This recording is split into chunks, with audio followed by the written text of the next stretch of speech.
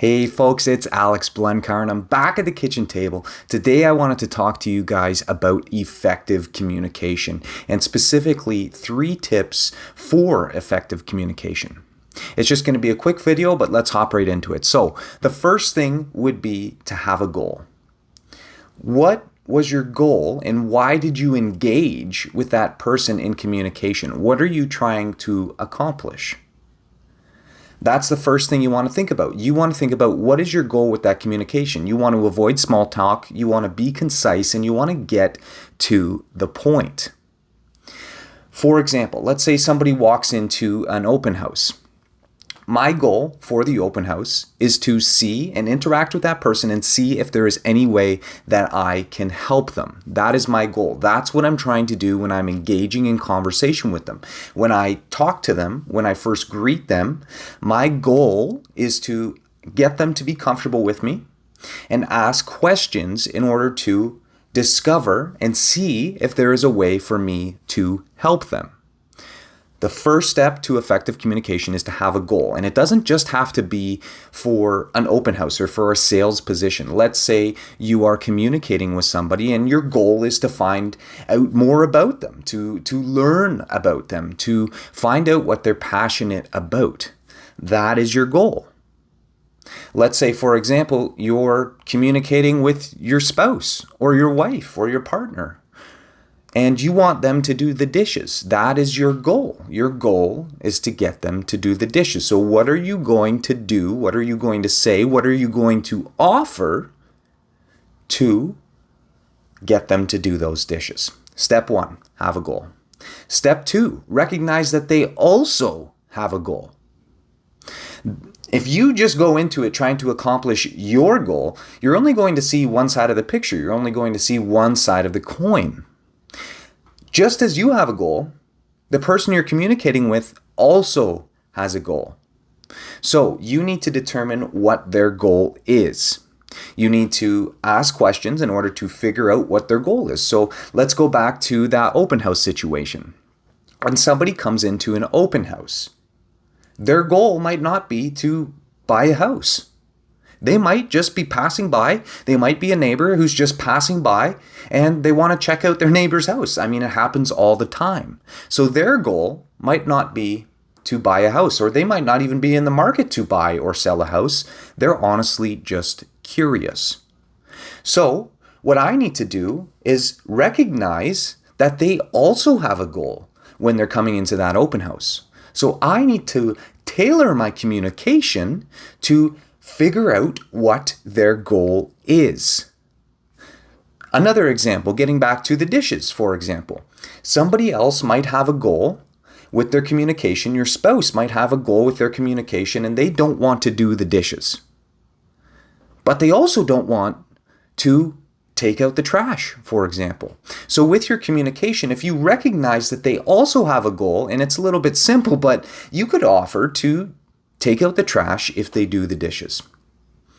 Another example would be getting to know somebody. Perhaps you're trying to get to know somebody, but they really need to get home and you're meeting them on the elevator. They really need to get home because they have a meeting at 5 p.m. Well, now might not be the best time to get to know them. So you need to tailor your communication. You can try to get to know them, but you need to be able to pick up on those communicative signals that they also have a goal. And you need to tailor your communication with their goal in mind. You have a goal and they have a goal.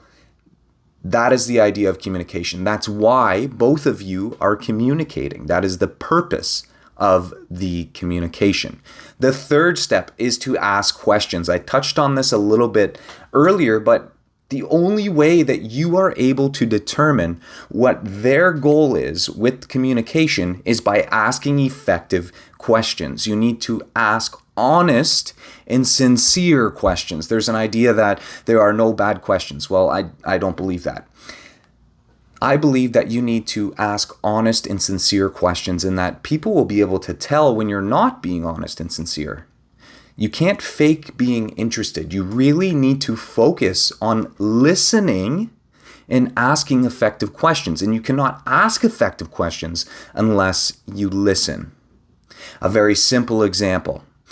Oh, somebody comes into the open house, and my first question is, how did you hear about the open house? What brings you in today? That question allows them to expand on their goal of coming to the open house. So what is their goal of coming to the open house? That's when you'll get, oh, I'm just a neighbor. I'm just passing by. I just saw the signs and I wanted to come check out my neighbor's house. That happens all the time. Okay, awesome. I already know what their goal is.